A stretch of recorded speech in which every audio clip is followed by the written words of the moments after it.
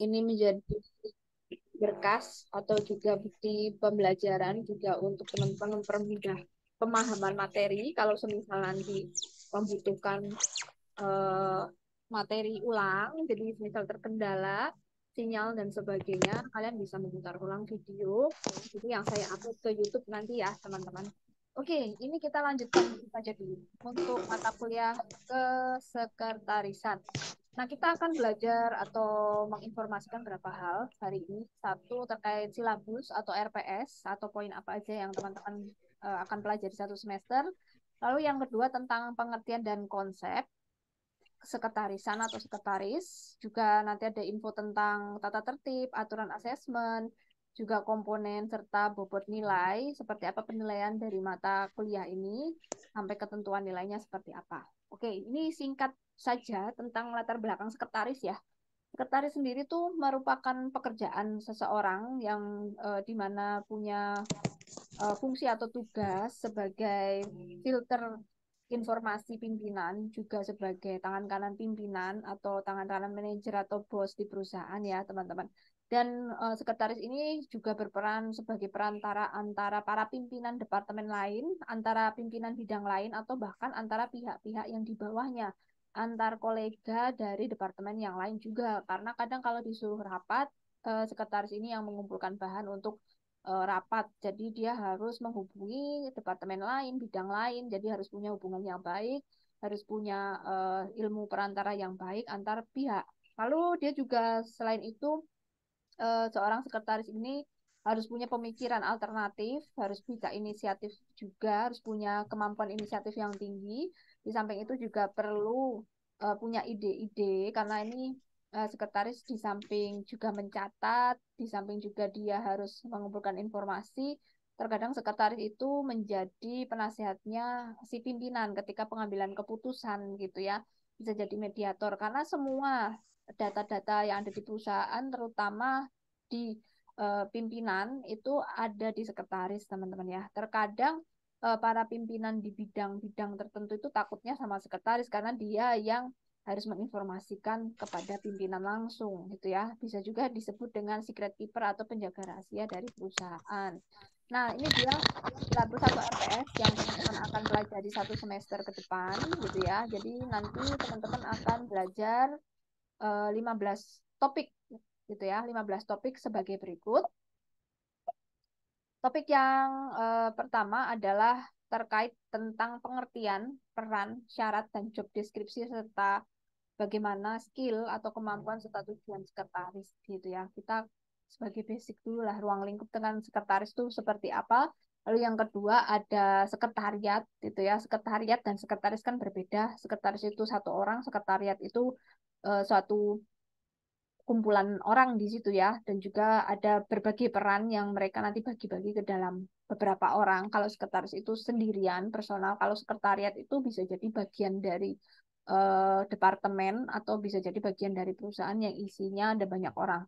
Lalu yang ketiga tentang pengertian administrasi karena hal-hal yang berkaitan administrasi itu harus dipahami dan dilakukan oleh sekretaris sendiri. Jadi harus mengerti dulu kita kalau mau jadi sekretaris tuh ngerti pengertiannya gitu ya, tahu istilah definisinya, ciri-cirinya gimana tentang tata usaha dan manajemen, konsepnya bagaimana, juga tujuannya seperti apa. Lalu yang nomor 4, kita juga nanti belajar tentang ruang lingkup sekretaris, pelaksanaan tugas, juga sampai tugas-tugas rutinnya, karena sekretaris itu tidak hanya tugas rutin, ada yang tugas berkala juga, ada yang tugasnya insidental, jadi diminta pimpinan untuk rapat besok pagi dan malam itu baru menyiapkan berkas itu sudah hal biasa. Jadi itu bisa jadi insidental atau tiba-tiba harus sidak ke pabrik gitu ya dan sekretaris harus menyiapkan perjalanan dinasnya, beberapa itinerary itu juga harus terbiasa dengan hal seperti itu. Lalu efisiensi, efektivitas pekerjaan sekretaris itu juga nanti kita pelajari termasuk kinerja sekretaris yang baik itu yang bagaimana. Nanti kita juga akan belajar pengertian arsip. Nah, sekretaris itu juga harus paham arsip ya, selain administrasi. Administrasi itu semua hal terkait dengan arsip dan dokumen. Tetapi di sini teman-teman juga harus paham tentang arsip ya. Arsip itu dokumen yang sederhana, yang simple sekali ya. Istilahnya yang satuannya. Satuannya itu kita sebut dengan arsip, tapi kumpulan-kumpulan dari arsip itu nanti ada dokumen. Kumpulan dari dokumen itu persuratan nanti teman-teman. Nah, arsip itu jenisnya banyak. Nanti akan belajar tentang kearsipan, terus cara menyimpan arsipnya dengan sistem-sistem arsip itu seperti apa, apakah manual ataukah modern menggunakan aplikasi atau dari pihak ketiga ya biasanya. Lalu yang keenam, nanti juga kita belajar tentang bagaimana menerima tamu, mengatur tamu, ya, mengelola tamu, juga bagaimana penanganan dan prosedur tamu. Apalagi tamu untuk komplain ya, misalnya, jadi dia harus ketemu dengan pimpinan langsung, itu sekretaris dulu nanti yang menemui. Dan tata cara untuk melayani tamu atau mungkin investor yang ingin berbisnis dengan pimpinan, gitu ya, berbisnis dengan perusahaan. Berikutnya nanti juga belajar etika dan juga bertelepon yang baik seperti apa ya. Mulai dari mengangkat telepon, mencatat isi, juga menyampaikan kembali untuk orang yang menelpon. Berikutnya juga belajar tentang rapat ya, persiapan untuk rapat itu bagaimana, juga cara-caranya, prosedurnya, juga kita belajar macam-macam agenda rapat dan cara mencatat hasil rapat sampai pelaporan rapat. Itu tugas dari sekretaris ya, karena sekretaris itu nama lainnya asisten manajer, juga moderator rapat juga. Terkadang juga dia yang untuk menyampaikan beberapa materi inti sebagai intro saja gitu. Mungkin konsepnya, konsep inti yang lainnya atau yang permasalahan lebih detailnya itu dari pimpinan, tapi yang general awalnya mungkin dari sekretaris. Terkadang seperti itu. Lalu berikutnya ada tentang persuratan yang korespondensi, di mana setelah arsip-arsip itu kita simpan ya. Arsip itu terkait dengan operasional perusahaan. Untuk persuratan ini yang ada hubungannya dengan pihak-pihak luar ya, terutama kalau dengan perusahaan lain atau juga dengan pihak-pihak seperti personal perorangan yang ingin kita rekrut, itu bisa masuk ke ranah persuratan, teman-teman. Jadi kita juga harus paham tentang korespondensi, tujuan, manfaat, juga fungsi dan jenis surat. Jadi sekretaris itu juga harus paham tentang persuratan. Berikutnya kita akan belajar untuk kesekretarisan ini terkait dengan perlengkapan kantor, karena nanti kalian ada mata kuliah TP ya, teknologi perkantoran. Teknologi perkantoran ini mulai dari kegunaannya, pengertiannya, hingga jenis-jenis dan istilahnya. Nanti teman-teman harus paham mana yang disebut map A, map B, dan map yang ada helternya, atau bahkan ada map yang tidak ada atau yang plastik itu ada istilahnya ya teman-teman. Bahkan penyimpanan di rotary dan sebagainya itu kita harus paham. Nanti misalnya pimpinan minta, tolong dong di staples ininya begini. Jadi istilah-istilah itu harus paham. Karena kita orang sekretaris gitu ya. Dulu D4 ini awalnya dari D3 sekretari, lalu berkembang menjadi D4 perkantoran. Jadi otomatis kita tetap masih belajar kesekretariatan atau kesekretarisan. Lalu yang nomor 11, ini akan belajar tentang perjalanan dinas, itinerary. Kita akan buat perjalanan dinas untuk teman-teman yang hobinya traveling itu mungkin di sini akan lebih memudahkan teman-teman jadi sebuah pengatur perjalanan dinas. Yang paling sulit itu nanti adalah waktu gitu ya, juga memesankan tiket itu pekerjaan dari sekretaris ya. Perjalanan dinas termasuk memesankan tiket juga, dan untuk menghitungnya nanti di nomor 12 ini untuk hasil perjalanan dinas itu ada laporan keuangan teman-teman atau kas kecil atau kita sebut dengan SPJ. Jadi untuk yang rapat di luar kota nanti ada makannya, nanti nota makannya itu dikumpulkan sama pimpinan, nanti diberikan kita sebagai sekretarisnya, nanti kita yang mencatat dan menggantinya ke keuangan. Nah, itu adalah contoh dari kegiatan sekretaris ya. Jadi juga harus ngerti tentang bank, kas kecil, juga contoh pengeluaran kas kecil, macam-macam bukti transaksi kas kecil. Nah, itu sekretaris biasanya yang menghandle. Lalu yang berikutnya, kita juga sebagai sekretaris ya, itu diminta untuk punya kepribadian yang baik, bagaimana membina hubungan dengan para karyawan yang lain, dengan para pimpinan di bidang yang lain, juga bagaimana bersikap ketika kerja, apakah kita bersikap profesional atau kita bersikap baperan. Nah, itu nanti ada triknya gitu ya, supaya kita untuk tetap fokus mengerjakan banyak hal, karena tugasnya sekretaris itu lumayan, teman-teman ya. Ketika nanti kalian kuliah itu banyak tugas, itu udah mulai latihan seperti itulah dunia nyata ya, bertumpukan namanya kegiatan yang memang harus diselesaikan. Nah, itu harus tahu cara mensiasati waktu dan memprioritaskan mana yang penting gitu, yang paling utama, yang mana sudah harus presentasi duluan, biasanya nanti itu yang diselesaikan dulu. Lalu untuk pengembangan diri, ini juga kita akan pelajari pengembangan diri itu terkait bagaimana pembuatan laporan juga, seperti apa yang efektif, lalu jenis pengembangan dirinya bagaimana, termasuk bagaimana berpakaian, termasuk bagaimana menyapa, bagaimana menggunakan bahasa Inggris, atau komunikasi di public speaking, itu nanti ada latihan-latihan agar sekretaris lebih profesional. Yang ke-12 ini terkait dengan humas protokoler. Nah, di sini sekretaris kan tadi salah satu pekerjaannya itu menjadi moderator atau pemimpin rapat ya terkadang, atau juga menjadi presenter atau menjadi humas, atau bahkan yang menginformasikan banyak hal ke bidang yang lain. Nah, otomatis juga harus tahu tentang kehumasan minimal untuk skup terkecil, yaitu pimpinan sendiri gitu yang bidang di pimpinan tersebut. Jadi juga harus tahu tentang beberapa hal terkait kehumasan. Oke, itu dia materi-materi untuk 1 semester ke depan mata kuliah kesekretarisan. Untuk metode ke depannya, teman-teman, nanti kita menggunakan diskusi, presentasi kelompok, dan kita akan memainkan presentasi kelompoknya sampai ke pertemuan sebelum UTS saja. Oke, kita akan melakukan presentasi kelompok sampai sebelum UTS atau mentok di UTS. Jadi sampai ke 8 ya. Ya, sampai ke pertemuan 8, teman-teman.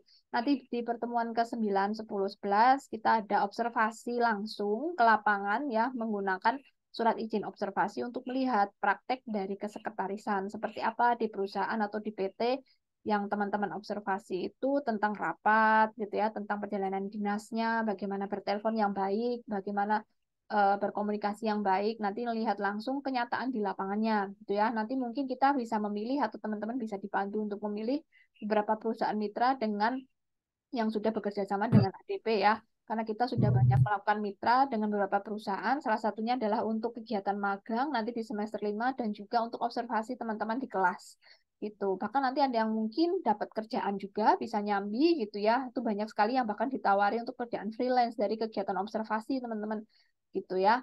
Oke, untuk metodenya kita breakdown saja. Jadi di sini teman-teman nanti silakan membagi kelompok, tetapi pembagiannya kita urutkan saja sesuai absen ya, teman-teman. Habis ini saya akan berikan presensi kelas ini, yaitu kelas B ya, kelas B Wates. Saya akan share di grup untuk Excel-nya. Nanti mungkin perwakilan dari kelas ya, Mbak Zakia, bisa dibantu untuk membagi sesuai urutan absen saja. Setelah itu nanti di-share kembali di kelas ya, di absen di grup WhatsApp. Jadi caranya seperti ini pembagiannya. Untuk tim 1 itu adalah topik 1. Tim 1 topik 1 tentang pengertian peran, syarat, sampai jenis sekretaris. Dan isinya satu tim adalah 4 orang, teman-teman. Tim 1 mengerjakan PPT topik 1 dengan anggota adalah absensi 1 sampai absensi 4. Lalu dilanjutkan tim 2. Nah, tim 2 ini adalah topik 2 gitu ya. Dengan absensi berikutnya, absensi nomor 5 sampai nomor 8. Lalu selanjutnya tim 3 yaitu mengerjakan PPT topik 3 tentang administrasi sampai dengan tujuan administrasi kesekretariatan. Isinya adalah anak-anak dengan absensi nomor 9 sampai 12 dan juga seterusnya. Bu, tapi ini kan jumlahnya 65 ya. Nanti ada yang 5 anak isinya ya, ada 5 orang, itu tidak masalah. Yang di paling bawah sendiri saja gitu ya. Nanti coba dibantu Mbak Zakia atau mungkin 1 orang lagi sekretaris di kelas untuk membagi menjadi 15 tim di satu kelas ya. Mayoritas adalah 4 anak untuk satu tim, sisanya 5 anak gitu ya. Mungkin ada 2 kelompok atau 3 kelompok yang 5 anak tidak masalah. Yang penting mereka mendapatkan tim. Oke, begitu ya. Paham ya untuk pembagian tim ya, teman-teman. Nanti kalau bingung bisa ditanyakan lagi ke saya. Oke, lalu setelah pembagian tim, lalu pembagian tugasnya per tim, per orang. Setelah dapat tim isi 4 orang misalnya atau 3 orang. Nanti yang menjadi moderator adalah 1 orang dari satu tim itu. Misalnya ada 4 orang, yang satu menjadi moderator, yang 3 orang sebagai pemakalah atau presenter atau penyampai materi ya, teman-teman. Nah, materi yang disampaikan itu harus mengandung unsur 3 yang utama sebagai berikut ya. PPT ini di tiap topik harus mengandung 3 unsur. Pertama, PPT Anda di tiap topik itu harus mengandung teori dan konsep. Lalu yang kedua mengandung contoh kasus-kasus atau studi kasus menggunakan contoh nyata gitu ya dari perusahaan A, perusahaan B, atau sebut merek PT A, PT B boleh, CV A atau B boleh. Semisal kesulitan tidak menemukan, Anda bisa memberikan contoh sesuai dengan pemikiran kalian. Misalnya rapat yang baik itu yang bagaimana, rapat yang tidak baik seperti apa. Nah, itu boleh menggunakan contoh yang Anda punya persepsi sendiri. Yang penting itu adalah prakteknya memang seperti itu gitu ya. Secara umum, contoh umum saja tidak harus benar-benar ada. Kalau memang beneran ada terjadi kasus, tidak harus yang berkasus negatif, bisa aja contoh positif di perusahaan apa, silakan sebutkan nama perusahaannya boleh. Bisa kalian cari contoh itu di artikel online ya, bisa di CNN atau mungkin di Kompasiana gitu ya, BBC atau di portal-portal berita itu ya.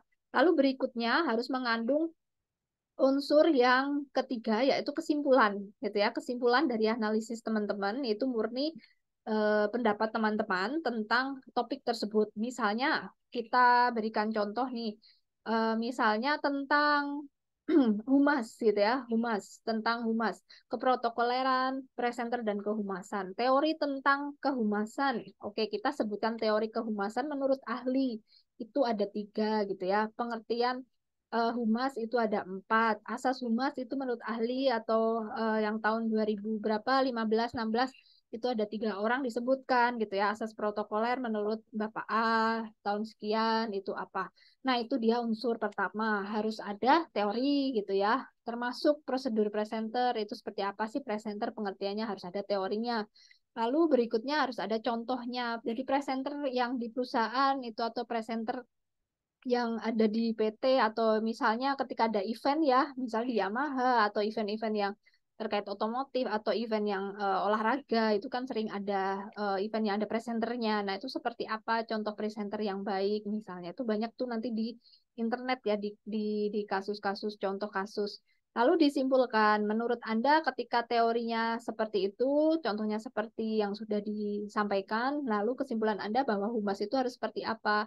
Nah, kesimpulan ini lebih kepada pendapat teman-teman bahwa kehumasan itu harus bagaimana di dalam perusahaan gitu ya. Kalau misalnya pengembangan diri berarti harus seperti apa pengembangan diri bagi sekretaris untuk di perusahaan. Kalau terkait kepribadian harus seperti apa gitu ya. Bahwa kas kecil harus seperti apa, harus baik, harus menurut Anda harus oke atau tidak oke. Jadi pendapat Anda murni ya. Karena kan sudah ada teorinya menyatakan seperti itu, tetapi contohnya mungkin bisa berkata lain, jadi Anda harus punya kesimpulan. Isinya adalah pendapat murni tentang penilaian Anda terkait dengan topik tersebut, gitu ya. Oke, itu dulu untuk bagaimana menyajikan PPT. Dan juga PPT-nya tidak usah banyak-banyak ya, teman-teman. Maksimal 20 halaman aja, maksimal. Jadi nanti kurang lebih 15 sampai 20 menit deh. Jangan lebih dari 30 menit ya. 30 menit itu maksimal. Nanti mungkin sebelum 30 menit saya mungkin yang akan mengingatkan juga gitu ya teman-teman. Ini bisa dipercepat atau di intinya saja. Dan nanti mungkin moderator yang juga harus membuka ya, membuka jalannya presentasi, lalu juga memandu, mempersilahkan para pemapar, memberikan materi, juga menghidupkan suasana bagaimana meminta teman-teman untuk lebih aktif dan bertanya. Nanti yang bertanya setelah presentasi adalah tim berikutnya yang akan presentasi. Misalnya tim satu presentasi duluan, lalu tim dua nanti yang wajib memberikan pertanyaan atau memberikan masukan, saran, dan sebagainya. Lalu setelah itu saya gantian bertanya ya. Saya mengajukan pertanyaan ke tim satu atau tim pemapar. Setelah itu saya bertanya atau melempar kesempatan kepada tim lain untuk memberikan pertanyaan juga. Mungkin saya bisa merandom ke tim 5, 7, atau seterusnya 10 gitu ya, satu tim itu untuk memberikan pertanyaan kepada tim pemapar. Atau mungkin setelah itu ada juga yang ingin bertanya langsung karena kita akan catat sebagai keaktifan gitu ya, teman-teman. Oke, dari situ ada yang mau ditanyakan atau tidak? Tidak. Nanti kurang lebih 30 menit saja sih pertanyaan tanya jawab atau bisa kurang ya. Karena satu pertemuan gitu ya ada dua tim yang langsung presentasi ya teman-teman. Nah, ini kita akan presentasikan mulai minggu depan. Jadi untuk 1 sampai 15 tim kalau bisa sudah mengumpulkan semua PowerPoint-nya di Google Drive. Besok atau paling cepat hari ini saya menginformasikan link Google Drive-nya dan di Classroom ya. Nanti kalian akan masuk ke Classroom, kalian bisa submit di situ, bisa upload di situ untuk PPT teman-teman. Supaya minggu berikutnya kalian fokus untuk presentasi dan menghargai teman-teman yang melakukan pemaparan begitu. Nah, untuk PPT-nya kita akan hitung sebagai nilai UTS, tugas dan juga keaktifan di kelas sampai ke pertemuan 8 ya, kurang lebih 8 atau 9 untuk kegiatan presentasi ini sampai UTS gitu ya, teman-teman, sampai pertemuan hanya di tengah-tengah sisanya nanti kita praktek observasi melihat kenyataan di lapangan di beberapa perusahaan seperti apa sih praktek kesekretarisan, kurang lebih seperti itu nggih. Lalu untuk berikutnya, teman-teman kalau membuat PPT, saya sarankan diletakkan dulu drive-nya, beberapa materi teori konsep yang Anda temukan dari internet misalnya, Anda letakkan di Microsoft Word dulu ya, kalian kumpulkan. Jadi caranya mungkin kan waktunya cuma seminggu nih, ini ada 4 orang, langsung aja dibagi untuk teori dan konsepnya. Nanti misalnya untuk bagian sikap kepribadian sekretaris nih, yang mencari teori konsepnya adalah absen 1. Nanti untuk yang mencari contoh kasusnya absen 2 dan 3 misalnya. Nanti untuk kesimpulannya mungkin bareng-bareng atau mungkin absen 4. Atau untuk teori konsep dikerjakan 2 orang, lalu untuk contohnya 2 orang kayak gitu. Atau dibagi-bagi ya. Menurut kalian bagaimana baiknya supaya sebelum presentasi berlangsung minggu depan mulai hari Selasa, teman-teman sudah mengumpulkan gitu ya. Jadi terakhir nanti Senin ya, Senin teman sudah mengupload PPT-nya untuk tiap tim, semua tim sudah mengupload begitu. Nanti juga teman-teman berlatih untuk membuat PPT yang baik supaya kalian berlatih ya menjadi sekretaris dan asisten manajer yang baik seperti apa. Apakah susunan PPT-nya sudah oke atau belum atau bagaimana nanti kita berikan masukan gitu ya teman-teman. Dia mau ditanyakan dulu terkait prosedurnya, terkait prosedur untuk besok minggu depan. Silakan. Apakah sudah bisa dipahami? Insya Allah sudah. Insya Allah sudah. Oke, silakan Mbak Zakia. Oke, Bu, besok berarti offline ya, Bu? Itu di ruang kelas yang Rusunawa itu. Oke, gini Mbak Zakia. Tadi yang kelas A itu saya minta untuk ngecek ke ruang kelas dulu. Jadi minggu depan kita masih online untuk tim 1 dan tim 2. Sementara PJ kelas ya, PJ kelas itu menginformasikan ke saya bahwa ruangannya itu memadai masuk semua untuk anak-anak karena hampir 60 lebih ya. Kalau tidak memadai kan otomatis kita harus bagi ini kelasnya ada yang offline, ada yang online gitu ya Mbak. Jadi nanti Mbak Zakia, saya minta tolong untuk dicekkan ya ruangannya apakah bisa kursinya sampai 65 anak gitu ya Mbak Zakia. Sama-sama kelas A tadi Mbak Rizky ya, Mbak Rizky Rahmawati juga saya minta cek kelas. Tetapi mungkin saya bisa offline-nya minggu ketiga. Jadi minggu besok kita masih online gitu untuk sambil Mbak Sakia sama Mbak Rizky memantau kelas terlebih dahulu. Sembari ini saya juga masih ada beban kerja yang mungkin masih bergeser-bergeser karena minggu pertama masih adaptasi ya. Jadi minggu kedua mungkin juga kita berikan waktu untuk ngecek kelas dulu juga sambil mempersiapkan semua. Itu ya masih online besok Pak minggu depan. Jadi mungkin minggu ketiga setelah fix oke bisa masuk kita mulai pikirkan metode ketika offline. Nah mungkin agak berat karena kelasnya banyak banget. Itu ya Mbak Zaki ya. Nanti saya dikabari ya. Nanti saya dikabari. Kalau nggak memungkinkan, nanti saya harus ngabari adminnya. Mbak, ini nggak cukup. Gimana baiknya? Nanti aku juga harus ngomong Mbak Ningrum. Gitu ya, Mbak Zakiah ya. Saya minta tolong untuk dicekkan ya.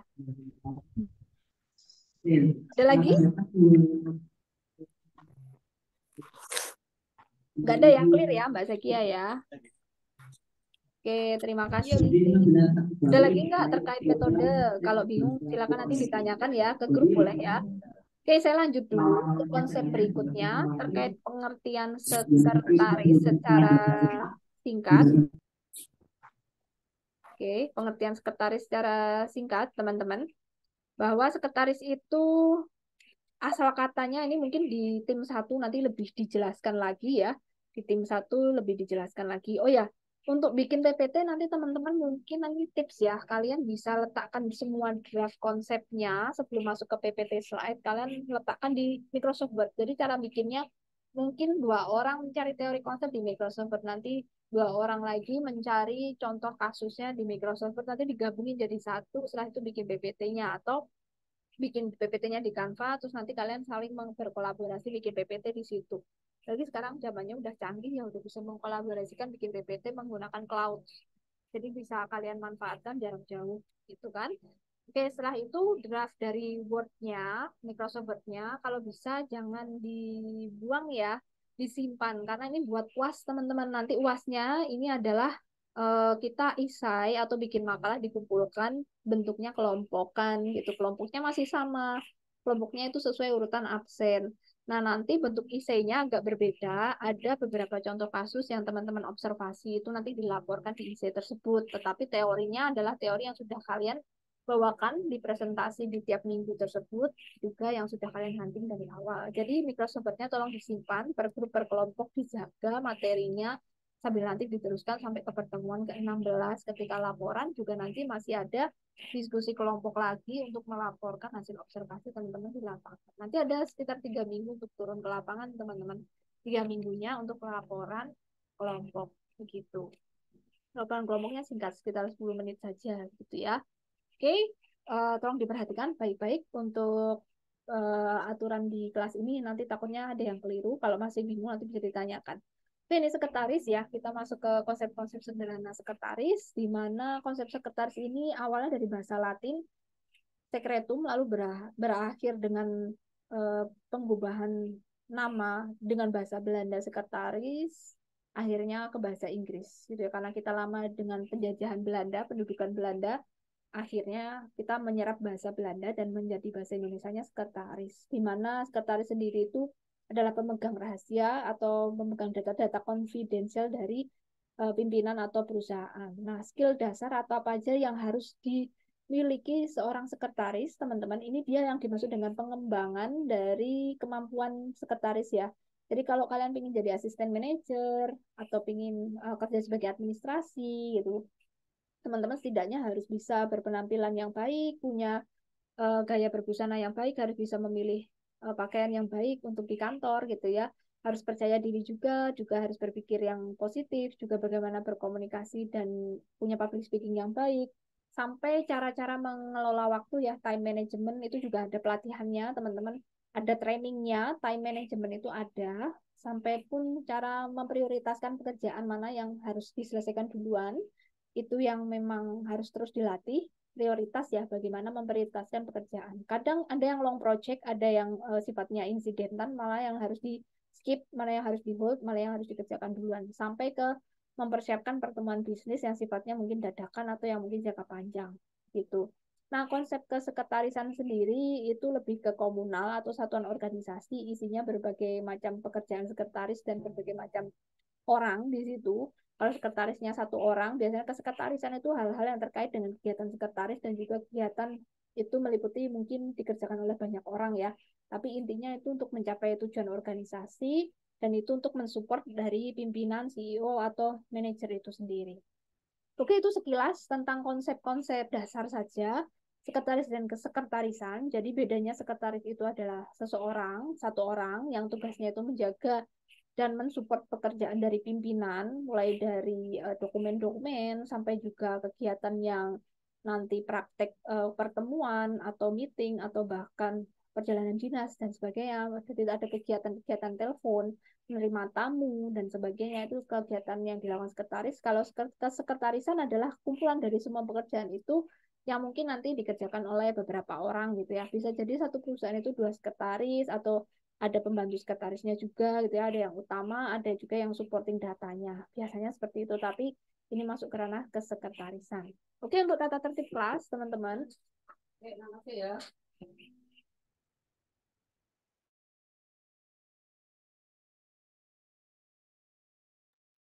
Oke, untuk kegiatan di kelas, kalau bisa nanti jangan terlambat ya, teman 15 menit lah maksimal untuk jam 10 ya, supaya tidak terlalu sore dan kalian juga bisa istirahat dan juga mulai melanjutkan kelas berikutnya dan juga presentasinya berjalan lancar. Karena ini kita sampai ke UTS kan presentasi, semakin kita terlambat nanti presentasinya makin mundur gitu. Terus juga tolong hargai ya teman-teman yang presentasi, kalau bisa usahakan untuk menanggapi, merespon supaya teman-teman juga mendapatkan respon yang baik ketika nanti presentasi balik gitu ya.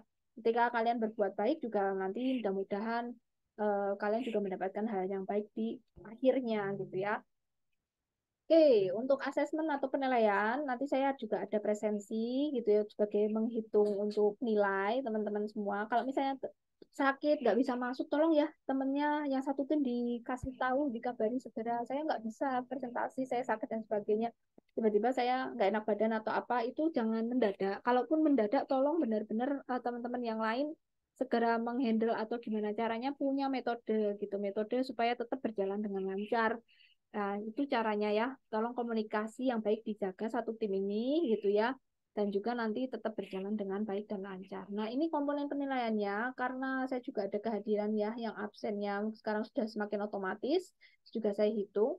Lalu tugasnya ini adalah tugas yang setiap hari teman-teman nanti presentasikan, juga keaktifan juga dihitung, PPT ini juga masuk tugas, UTS-nya ini juga dari tugas juga, dari bagaimana menampilkan presentasi, dan juga bagaimana teman-teman memberikan apa namanya pemaparan gitu ya, pemaparan dan juga bagaimana menanggapi gitu ya. Kita akan belajar di sini bareng-bareng gimana sih berpraktek menjadi sekretaris yang baik, karena di sini kan sekretarisan ya, jadi harus berani berbicara dan percaya dirinya harus mulai diasah. Jadi tidak usah takut-takut, di sini sama-sama belajar, salah tidak apa-apa. Tidak perlu berpikir saya nggak bisa menemukan materi yang baik Bu, tetapi yang penting Anda sudah merasa oke, ini sesuai yang kita cari dan didiskusikan dengan teman-teman berempat gitu ya. Nah, kalau misalnya nanti keliru atau apa, semua masih bisa kita pandu untuk arahkan yang bagaimana yang benar gitu ya. Lalu UASnya nanti adalah take home, membuat esai atau makalah yang akan dikumpulkan secara kelompok dan dicicil dari sekarang gitu ya. Jadi materi yang mulai topik dari makalahnya adalah topik makalah yang saat ini kalian sudah cicil kerjakan gitu ya untuk buat PPT. Lalu nanti ditambahkan contoh-contoh di lapangannya, studi kasusnya adalah studi kasus yang nyata kalau yang untuk UAS ya. Yang nyata yang benar-benar kalian observasi nanti ke lapangan. Gitu teman-teman. Untuk penilaian akhir saya tergantung nanti apakah benar-benar bisa aktif, apakah teman-teman antusias atau tidak gitu ya mencari contoh. Jadi tolong bawakan contoh kasusnya yang menarik supaya teman-teman tertarik juga untuk saling bertanya. Nanti saya bisa arahkan juga seperti apa, semisal ada kekeliruan atau ada yang terupdate. Oke, begitu teman-teman untuk penilaian biasanya kalau sudah aktif sudah minimal A minus kok. Dan ini buku referensinya bisa pakai penerbit Alfabeta dari Doni Juni Priyansa tentang kesekretarisan ya, atau dari PT Gramedia atau Samudra Biru, bisa kalian beli di toko buku atau juga mungkin cari online, sudah banyak yang di marketplace kesekretarisan untuk teori dan praktek, mungkin kalian bisa cari di toko buku juga. Oke, itu aja teman-teman untuk hari ini. Mungkin teman-teman mau melanjutkan lagi mengerjakan tugas atau mau beristirahat untuk melanjutkan proses berikutnya. Ada pertanyaan? Tidak? Nggak ada ya? Aman ya? Oke, kalau tidak ada, saya tutup kelas. Oh, ada. Zakia, silakan Zakia. Silakan. Maaf Bu, sebelumnya itu apa urutan absennya itu kayaknya di mana ya? Oke, saya kirim ya. Ada sudah saya ambil. Bentar, urutan Baik Bu. absennya. Kelas B ya. Ini dia kelas B.